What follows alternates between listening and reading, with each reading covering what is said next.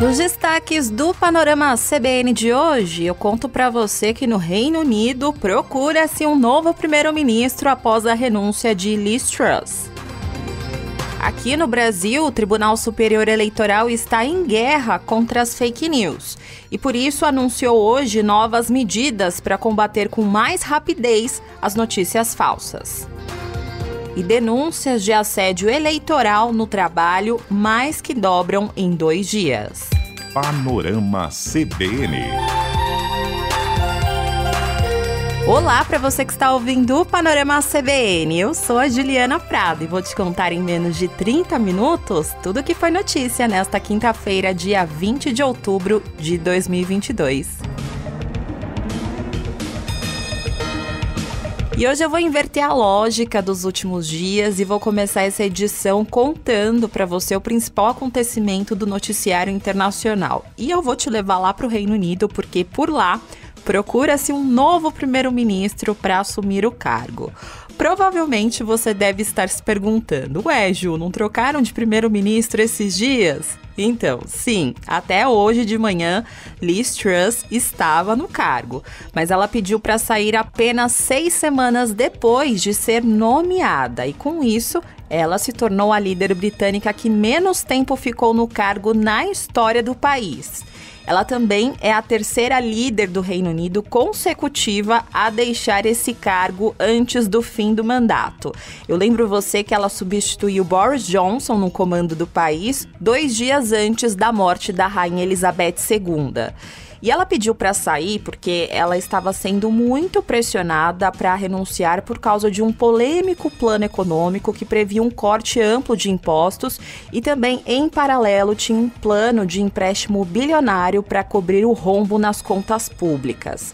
Só que as duas propostas foram muito mal vistas no país. Isso acontece em um momento em que a inflação do Reino Unido ultrapassou os 10%, que é a maior taxa nos últimos 40 anos, e fez a libra cair para o menor valor da história frente ao dólar. E depois da péssima repercussão desses 2 planos, ela precisou voltar atrás, inclusive sob pressão do próprio partido, e ela precisou reduzir os impostos para as pessoas ricas. E no meio desse caminho, ela até trocou o secretário de Finanças do governo, mas mesmo assim, a situação ficou insustentável. E ela falou sobre isso durante o anúncio da renúncia dela. E eu separei um trechinho aqui do discurso que tem a tradução simultânea da nossa repórter aqui da CBN, Bianca Vendramin. Eu reconheço que, dada a situação, eu não posso cumprir o mandato para o qual fui eleita pelo Partido Conservador. Por isso, falei com Sua Majestade, o Rei, para notificá-lo que eu estou renunciando ao cargo de líder do Partido Conservador. Concordamos que haverá uma eleição de liderança a ser concluída na próxima semana.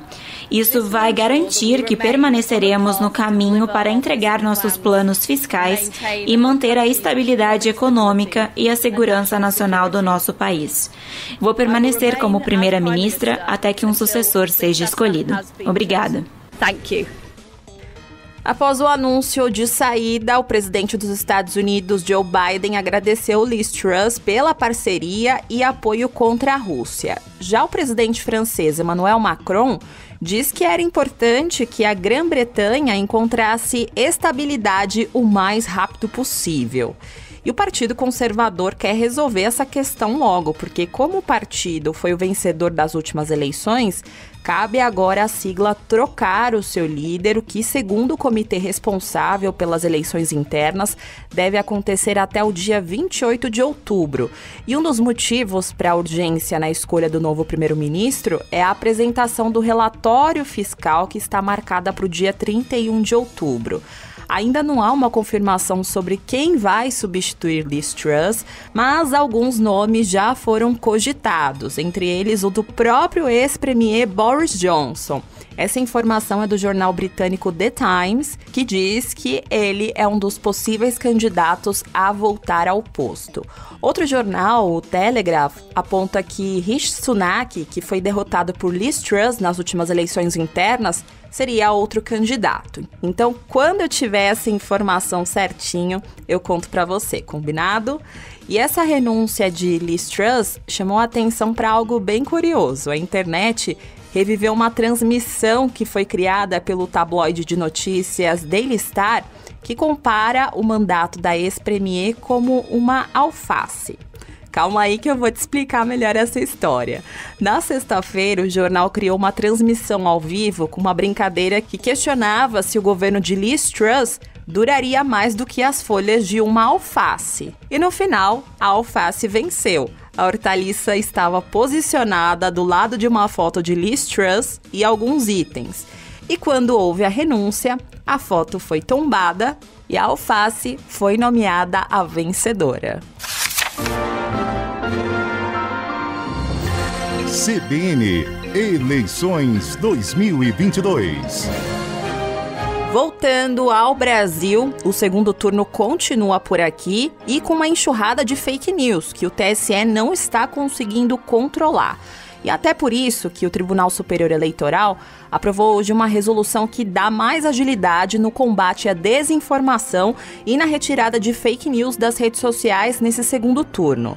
E antes de explicar para você como é essa nova resolução, eu vou contar para você como funcionava o esquema de retirada de notícias falsas até agora. E funcionava da seguinte forma: alguma campanha que se sentisse ofendida pela notícia falsa entrava com uma ação no TSE. Aí essa ação era analisada e só depois o conteúdo era retirado pelas redes sociais. O que demora muito porque as notícias falsas, elas brotam, né? Elas surgem a todo instante, é uma verdadeira avalanche. E até por isso que o TSE adotou a seguinte medida: o conteúdo falso agora vai poder ser removido do ar em até 2 horas, período que vai cair para 1 hora na véspera da votação. E se a fake news for replicada, o presidente do Tribunal Superior Eleitoral vai poder estender a decisão de retirada do ar desse conteúdo falso para todos os demais endereços e publicações que tenham replicado essa mesma informação. E não vai ser necessário entrar com novas ações judiciais para que isso aconteça. Durante essa sessão do TSE que decidiu sobre esse assunto, o presidente da Corte, o ministro Alexandre de Moraes, criticou o comportamento das campanhas de Lula e Bolsonaro nesse segundo turno. E ele disse que o TSE registrou um aumento de 1.671% nos casos de fake news em relação à eleição passada. Todos vêm acompanhando que a partir do segundo turno houve um aumento, uma proliferação não só de notícias fraudulentas, mas da agressividade dessas notícias, o discurso de ódio, que sabemos todos que não leva a nada, simplesmente leva a uma corrosão da democracia. Então, exatamente por isso a necessidade de um procedimento mais célere no enfrentamento à desinformação. O ministro Alexandre de Moraes também disse que vai convidar os advogados das campanhas do presidente Jair Bolsonaro e do ex-presidente Lula para pedir mais civilidade nas redes sociais. E essa nova resolução do TSE também autoriza a suspensão de canais que publiquem fake news de forma reiterada e proíbe a propaganda eleitoral paga na internet 48 horas antes das eleições e nas 24 horas depois. E calma que tem mais. Hoje também o TSE manteve a decisão do ministro Benedito Gonçalves, que eu contei para você essa semana aqui no Panorama CBN, que mandou abrir uma investigação sobre a suspeita de existência de um esquema de desinformação nas redes sociais. Essa ação ela foi movida pela campanha do PT, que alega a utilização de um ecossistema de desinformação para beneficiar Bolsonaro nessas eleições. Até o vereador Carlos Bolsonaro, que é filho de Bolsonaro, e também apoiadores da família teriam envolvimento nesse caso.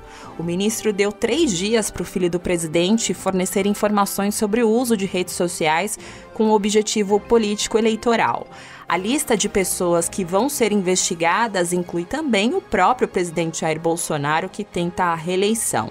No total, o PT pediu apuração contra mais de 40 pessoas ou perfis em redes sociais. E hoje, o corregedor-geral eleitoral Benedito Gonçalves disse que o esquema de disseminação de fake news está cada vez mais sofisticado, levando, assim, o eleitor ao erro. Os esquemas de difusão de notícias fabricadas para influir indevidamente no pleito, identificados a partir das eleições de 2018, ganharam mais complexidade, encontraram formas elaboradas de financiamento e, infelizmente, confirmaram o potencial danoso da exposição massificada e vertiginosa das pessoas a conteúdos falsos. A sofisticação da aparência e das táticas de distribuição de notícias inverídicas coloca milhões de pessoas em um estado permanente de alerta, à espera da próxima grande revelação. São nefastos os efeitos para a formação da vontade eleitoral, que depende de um ambiente sadio, onde divergências possam ser apresentadas com respeito aos fatos. Agora eu vou contar para você como foi o dia dos candidatos à presidência. Eu começo pelo candidato do PT, Luiz Inácio Lula da Silva. Hoje ele fez uma caminhada com apoiadores em São Gonçalo, na região metropolitana do Rio. E no discurso para o público, o candidato do PT pediu a eleitores evangélicos que não permitam que pastores mintam durante os cultos nas igrejas. E ele falou isso porque São Gonçalo tem uma forte presença evangélica. E justamente por isso que Lula tenta conquistar os votos desse eleitorado. Lula também esteve na capital fluminense, na zona sul do Rio, em Copacabana, e lá Lula disse que o presidente e candidato à reeleição Jair Bolsonaro do PL tem uma máquina poderosa de contar mentira. Mas ele disse estar certo de que vai ganhar as eleições. Lula disse que o foco é diminuir o número de abstenções. Ele também foi questionado sobre a pesquisa Datafolha, que foi divulgada ontem e que mostra Lula com 49% das intenções de voto e Bolsonaro com 45%, uma diferença aí no limite da margem de erro. E o ex-presidente Lula disse que pesquisa serve para alertar e mostrar que a eleição está muito acirrada e que está cada vez mais apertado o número de pessoas que tem que convencer a votar. Já o presidente e candidato à reeleição Jair Bolsonaro, enquanto eu gravo este podcast, está aqui na capital paulista, de onde eu gravo este podcast, reunido com vários prefeitos de municípios paulistas e outros políticos aliados. Pela manhã de hoje, Bolsonaro participou de um encontro com influenciadores e essa reunião ela foi fechada para a imprensa e a campanha não quis divulgar a lista das pessoas que estavam presentes. Hoje à noite tem mais compromisso. Bolsonaro tem um jantar com Tarcísio de Freitas, que é candidato ao governo de São Paulo, e também com o governador Rodrigo Garcia, que foi derrotado no primeiro turno e já declarou o voto incondicional a Bolsonaro. O encontro vai acontecer no Palácio dos Bandeirantes, que é a sede oficial do governo paulista. O PT de São Paulo até acionou a justiça para tentar barrar esse jantar. O partido alega que esse encontro será um evento de campanha e a realização dele dentro de um prédio público ofende os princípios da moralidade e impessoalidade administrativas, além de denotar um flagrante desvio de finalidade e acarretar prejuízo aos cofres públicos. E essa reclamação sobre esse encontro não parte apenas da oposição. O presidente do diretório do PSDB na capital paulista, Fernando Alfredo, criticou essa decisão de Rodrigo Garcia de receber Bolsonaro no mesmo lugar em que João Dória fazia aquelas coletivas diárias sobre a Covid-19. Em relação a esse apoio que o governador Rodrigo Garcia declarou nesse segundo turno ao Bolsonaro e o Tarcísio, vale lembrar que é uma manifestação pessoal do governador e ela não reflete a vontade dos filiados do PSDB na cidade de São Paulo. Nós tivemos nessa terça-feira uma grande reunião com os nossos 58 presidentes dos diretórios zonais e os 71 membros que compõem o diretório municipal e fizemos uma ampla discussão em relação de quem apoiar nesse segundo turno. E certamente não será a mesma que o governador Rodrigo Garcia. Nós respeitamos a posição dele, mas oficialmente o PSDB deve se manifestar até domingo, declarando apoio nesse segundo turno das eleições de 2022. E tem mais eleições por aqui. Praticamente todos os dias a Bianca e eu falamos muito sobre casos de assédio eleitoral, né? E em 2 dias, as denúncias de assédio desse tipo mais que dobraram no Ministério Público do Trabalho. Para você ter uma ideia, hoje, por exemplo, o órgão recebeu 903 ocorrências. Na terça, foram 448. Essas denúncias contra as empresas também tiveram um salto de um dia para o outro. Ontem foram 572 e hoje 750. Esse número é muito maior do que em 2018. E na autuação mais recente do Ministério Público do Trabalho, que aconteceu hoje, o empresário do ramo de som automotivo do Piauí assinou um termo de ajustamento de conduta onde ele se comprometeu a pagar R$ 500 por dano moral aos funcionários. Ele foi gravado oferecendo dinheiro para os funcionários votarem no candidato à presidência indicado por ele no segundo turno das eleições. E além do valor individual que ele vai precisar pagar, ele também deve se retratar publicamente aos empregados e fazer o pagamento por danos morais coletivos de R$ 3.000 a uma instituição conveniada com o Ministério Público do Trabalho do Piauí. E caso ele descumpra essas medidas, ele será multado em R$ 5.000 por cada trabalhador lesado. O empresário disse que não sabia que o ato era crime e que foi uma brincadeira. E ele também disse que isso não vai mais acontecer porque o voto é realmente livre. E é claro que é realmente livre, porque vivemos em uma democracia. E aproveitando o gancho aqui desse assunto, hoje o Datafolha divulgou um outro recorte do levantamento que foi divulgado ontem e que mostra que 79% dos brasileiros disseram que apoiam a democracia e avaliaram que é a melhor forma de governo. Essa aprovação é a maior da série histórica que começou em 1989. Já para 11% dos entrevistados, tanto faz se o país vive uma democracia ou uma ditadura. Para 5%, em certas circunstâncias, uma ditadura é melhor do que um regime democrático. E uma parcela de 5% não opinou sobre esse assunto. O Datafolha entrevistou 2.912 pessoas em 181 municípios brasileiros entre segunda-feira e ontem. E a margem de erro é de 2 pontos percentuais para mais ou para menos, com um nível de confiança de 95%. Essa pesquisa ela foi encomendada pela TV Globo e pelo jornal Folha de São Paulo e está cadastrada no TSE com o número BR-07340/2022. Agora eu vou fazer uma pausa no noticiário para contar para você um recado do patrocinador deste podcast. O agronegócio vem passando por inúmeras e significativas transformações nas últimas décadas no Brasil. Houve um salto na produção agrícola por causa dos investimentos em novas tecnologias no campo. E é possível, sim, produzir mais sem a necessidade de aumentar a extensão da propriedade. Com a tecnologia, ficou mais fácil gerir as propriedades com mais qualidade, com redução de custos, adoção de processos mais sustentáveis e sem desperdícios. Por isso, é importante que esteja no radar do negócio fazer investimentos constantes. E o Banco BV, um dos maiores do país, tem produtos específicos para o agronegócio. O banco oferece diversas opções de empréstimos e financiamentos que cobrem despesas do ciclo produtivo e da pós-colheita.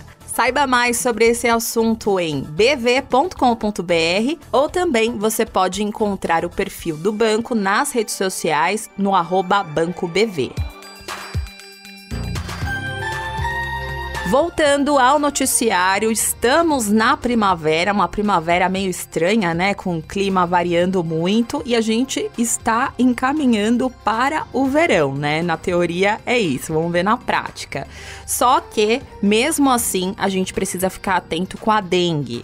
E hoje o Ministério da Saúde fez um alerta. Segundo o Ministério, os casos prováveis de dengue no Brasil, de janeiro até a primeira quinzena de outubro, aumentaram 184% em comparação ao mesmo período de 2021. De acordo com o Ministério da Saúde, enquanto no ano passado foram registrados 478 mil casos, nesse ano já foram contabilizados 1.300.000 casos e também 909 mortes. Houve um crescimento também de 92% nas ocorrências de Zika e de 87% de chikungunya.